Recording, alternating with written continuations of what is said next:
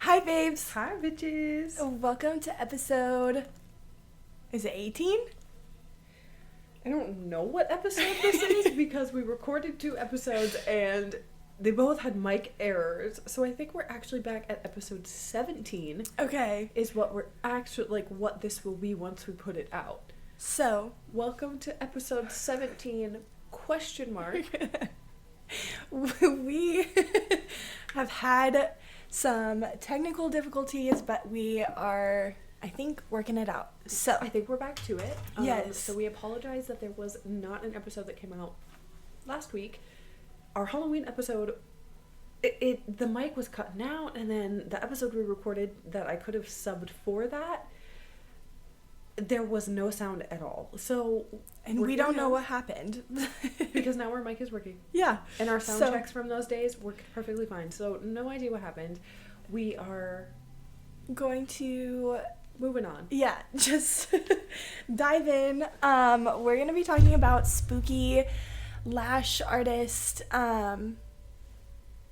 Habits, I guess. Yeah. Like from a lash artist perspective, and from what lash artists do that are cringy, and what clients do that are a little cringy. This was supposed to be our Halloween episode, so hence like spooky decor and the spooky theme. So rock with us as we travel back in time to redo our Halloween episode for you guys in November. I'm also going to touch base on some spooky skincare stuff just to kind of go with the theme. As she should. As she should. I think the number one spooky thing on my list is not taking off your makeup and sleeping in it. That is 1,000%. Yes, I think we all know this by now. I mean, we've done a really good job about being like, take off your makeup before you go to bed, like, even if it's late. Like I said, we were going to do this around Halloween, so, you know, Halloween makeup every day. Just make sure you are taking care of your lashes by taking off that mascara. I know it's easy to just kind of do the face and not do the eyes, so make sure you are taking care of that if you don't have lash extensions, and if you do have lash extensions, make sure you are washing those bad boys as well. I think the next thing on my list that we were gonna dive in about was just making sure that you are wearing SPF daily. Every day. We do not want to be spooky when we are older. We do not. We don't. We don't. That sun will age us, so make sure you are putting on And your hit SPF. the neck too, because Yes. you don't want your neck to age and your face to not age. You want them both to not age. Yes, Right? yes. So hit both of them. Doubling back when you were talking about taking off your makeup, especially like as we come into the holidays and everybody is getting dressed up, they're taking family pictures. We're dressing up Yes. because the cousins we haven't seen in over a year, and we just have to put on that good face, right? So making sure that you're doing a double cleanse is something that I think we talked about a little bit in our episode that got botched. That just taking the makeup off and then doing a cleanse, do a double cleanse. Yes. Cleanse one more time. I know that's something that even in the hair world we talk about, like a double shampoo before you go in and do your deep condition. It just helps. It does wonders, because Yes. then you're cleaning, makeup is cleaning off the dirt or the dirty makeup, etc. That is the first layer. Yes. That first cleanse is just getting everything off, getting the residue and everything off the first layer. That's double cleanse is going to get deep in those pores and really clean. That's when you're going to feel like your face is kind of dry and tight. Yeah. You know you did a good job. You're going to go put some face moisturizer on now and proceed. Right? Yes. Right? Yes. I know from a lash artist standpoint too, as you were talking, like, if you put mascara on your lash extensions, that alone is a horror of itself. Yeah, that is spooky. Do not do that, please, and thank you. And if you are gonna put on strip lashes for any event, your Halloween costume, whatever that's gonna be, make sure that you're using some sort of a remover or some sort of an oil to soak those strip lashes and peel them off rather than just ripping them. You're basically waxing your natural lash line by applying that adhesive and then ripping that adhesive off. So don't be doing that. Don't be waxing your natural lashes. Yeah, then we can't do anything about that. because just like waxing, the reason I'm saying it's like waxing is because after so long of continuing to do that, you're going to damage the hair follicle, and you're not going going to be able to grow any hair back there. So don't wax your lashes. Yeah. Sincerely. Yeah, I think I used to do that all the time without it even thinking, and then 100%. I realized, like, oh my gosh. So hopefully this can help some people out there. And keep your fingers away from your extensions too. Yes. Don't be rubbing on them, pulling on them, doing little twisties. We love to feel the hands. Just the oil, the dirt, but yeah, also those nasty movements of like actually pulling your lashes. Don't do any of that. And don't pick your skin as well. That's spooky too. So as much as we're prone to it, but you know what's even more satisfying than like popping something or actually like getting at a piece of acne is to put one of those spot dots on it and peel it off in the morning and see everything inside of there. I think that's super just as satisfying. So I definitely, and it's better for your skin in the long run. So look into those spot dots, and you don't have to get the on brand ones that are in fun star shapes. Like there's ones called peach slices that I get at Walmart. It's literally $3 for a pack of like 40 of them. That's awesome. They come in all different shapes and sizes. They're clear little circles, which I think is almost better than I sometimes forget on my face. You know what I mean? Like, there's half the time I'll like walk in the house and the wife will be like, "Oh, I didn't even know you had those on all day." And I'm like, "Yeah, because it's clear." I like, love that. So I absolutely love those, hands down. We love it. Yes. So, yes. Okay. Go get those. Yes. Another thing, make sure you're washing your makeup brushes, your pillowcases, all of that. That's going to save your skin and your lashes too. So make sure you and are proper storage of your makeup brushes as well, especially like while they're drying so that they don't get any nasty, musty moldiness going on while they're drying. The pillowcase, a good thing to look into for your hair, your skin, and your lash extensions is a silk or a satin pillowcase. Yep. So just a fun little side note, but either way, you need to keep it clean. I don't care if it's a satin pillowcase, a silk pillowcase, or a cotton polyester blend. You need to be washing weekly. I don't understand why that's... I did see on Instagram there was like a test or like a...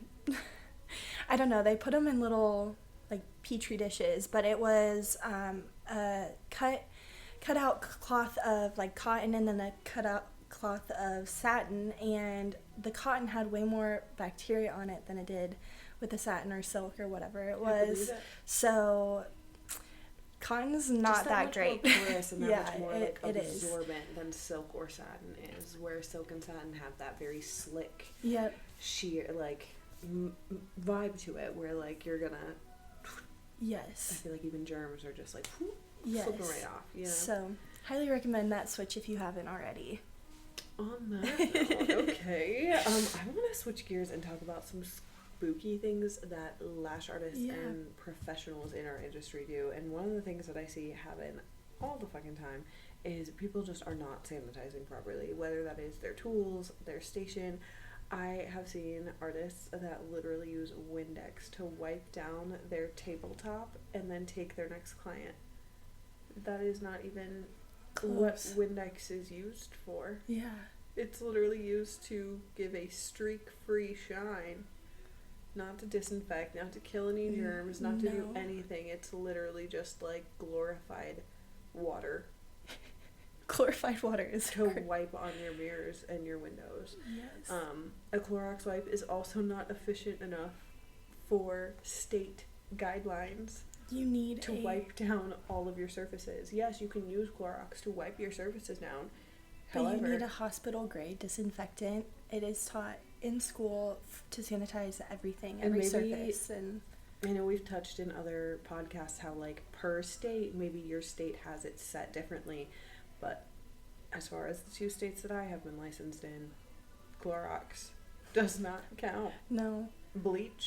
Clorox bleach does not count as a hospital grade disinfectant. That is not what they use in the hospital. So look into your chemicals, look into your state guidelines, and make sure that you are sanitizing properly.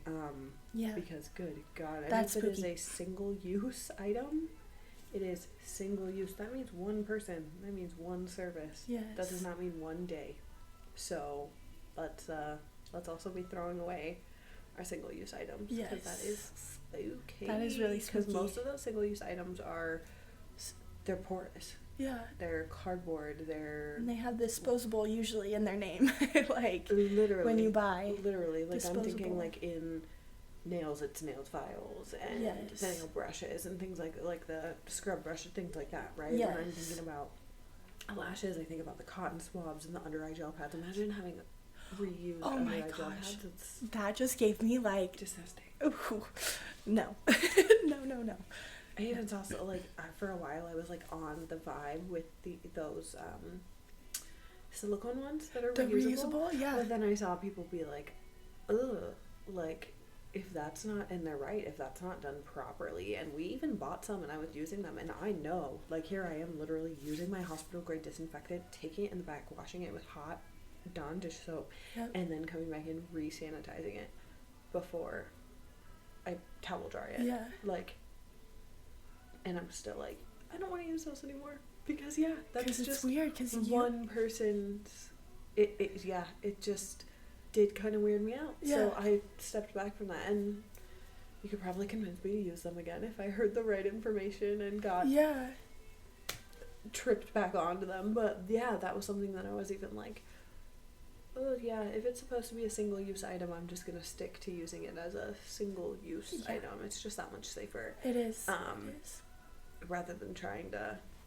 And that also kind of adds in time for taking it back and doing all that extra. 100%. I was like, you know how many I would have to have? Like, I can only use it when I was using those. I was only able to use them on days where I was, like, very spaced out in between clients, because I felt like the extra time it took, because in order to sanitize it, let it soak and do its actual sanitizing, wash it in the Dawn dish soap, and then sanitize it again, which maybe I don't have to sanitize it, wash it, sanitize it. But if I was going to use it on another client, I would honestly sanitize it and then wash it, and then not sanitize it. Like, I only sanitize it the second time if I'm going to store it.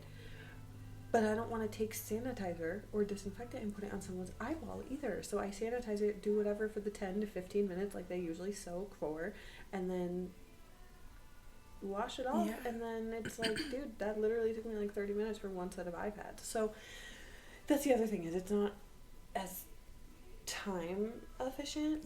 I feel like I'm gonna go on a tangent here specifically about silicone under iPads, but that's just one of those things that, like, I feel like we tried to be like, I love to be less single-use plastic, right? It's better for the environment and it is more cost effective. I do love that. However, the time it takes and the risk that is associated, or the amount of them, like, I've seen people be like, well, you would get one and assign it per client. But then where the hell do I store them all? That's a great, And then what if this client doesn't come back? And then how many new clients do I expect to get? What if one rips? Like, you have to have so many on back stock on top of one per client. It would just be a hassle. It would be a lot. So I'm down with sticking to the disposable. One-time use. Disposable gloves as well, like all of those things. Nitrile over latex, just in case you have anybody with a latex allergy. I know, like, in the medical field, you literally can't even use latex because of the risk of the allergy. And I think that's something that we should just kind of go across the board with the beauty industry as well, because you never know. And let's be real, how many of us are taking the time to go back and read the consent form that we had our client fill out? Like, yes, we're going to ask those questions when they walk in. We should have read over the consent form, but if it's a back-to-back busy day, it's a new client, you're just like, come on back, let's get started, and you have a latex glove and you go to put that hand on them. You never know, you know? So I think it's just better to just, I know that's what Tay and I do, like, it's just easier across the board to just stay safe there. 1000%. I went on a tangent there about those under iPads. I think sanitizing, disinfecting, please keep an eye on what your state regulations and guidelines are, and for sure, handle that accordingly, because don't be spooky like that. Don't be spooky. What else do professionals do that's a little spooky? I think honestly, time management and running behind. Time is money. Yes. Yes. I hate I was gonna say an artist, but I hate a professional who ghosts me more than I ghost them. Ghost, get it? Ghost. Because like if I'm showing up on time because I'm like, oh, this is my appointment time, like time is money for both of us, right? Because my time is valuable as well, whether I'm the client or the provider, my time is valuable. Yes. So it's like if my appointment's at 9 a.m. and I show up at 9 or 8:55, right, whatever it is, but my artist is not ready for me until 9:10, I know that that's 10 minutes of my time, right? You know, so it's just, that's one thing that gets me.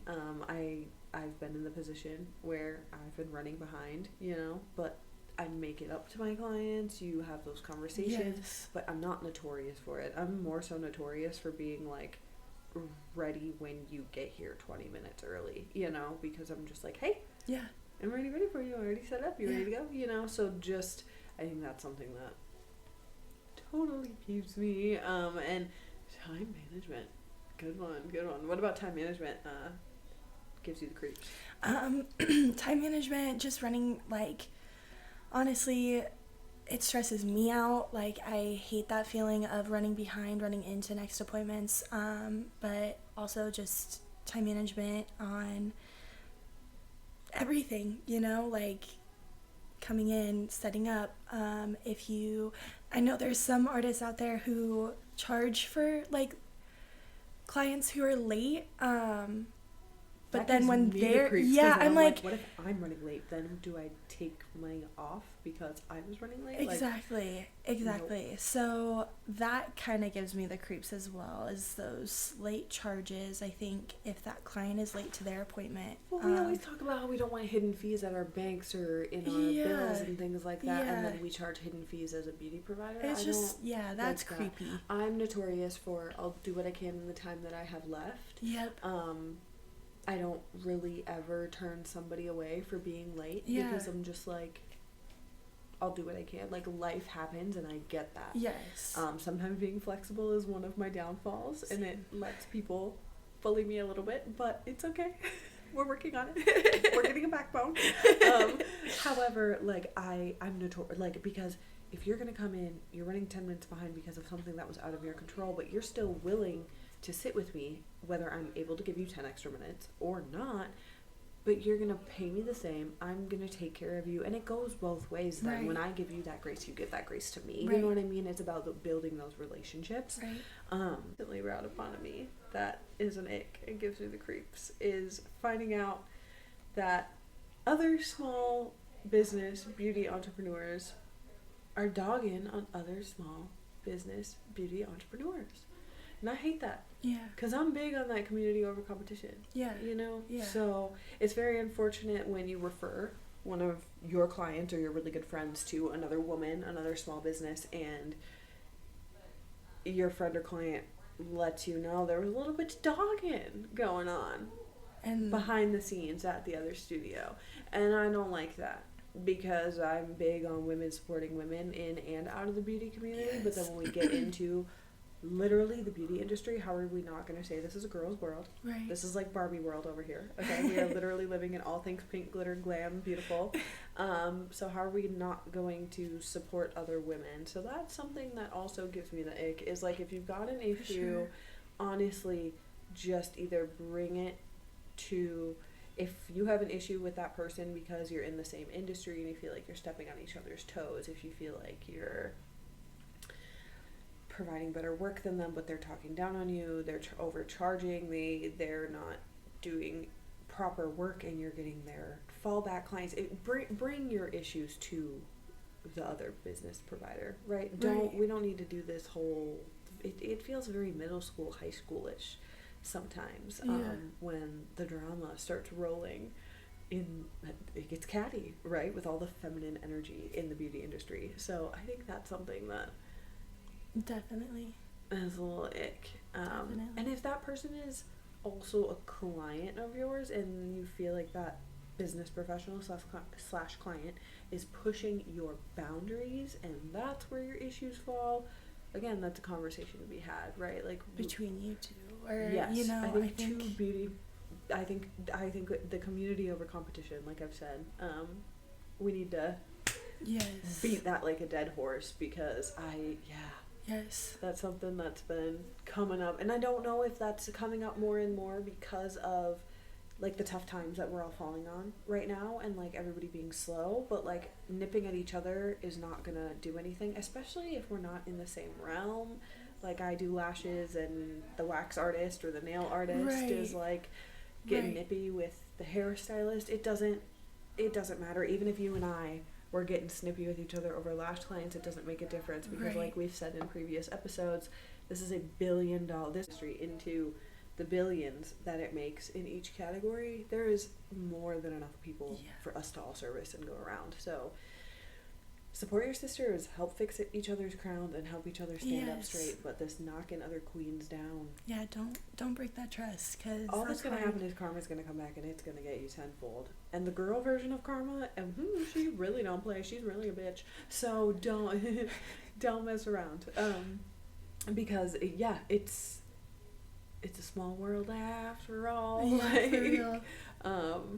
I think everybody just do what you're supposed to do. Clean things the way you're supposed to clean. Yes. Keep your mouth shut. And nobody give anybody the creeps. Nobody give anybody the spooks. Yeah, no more spookies. No more spookies. No more spooky scaries. And we're going to end the year on some positive notes. Yes. We're going to start doing some cool holiday episodes as holidays come up. Love it. We're so excited. Thank you for tuning into episode 17 ? And we can't wait to see you next week for episode 18 ? Yes. ? But we will see you next week. So make sure you follow us on TikTok, Facebook, Instagram, all the social media platforms. Message us on Gmail, whatever you guys want. Find Lash Confessions. We love it. We love the support, and we love you guys. See you next week. Thanks.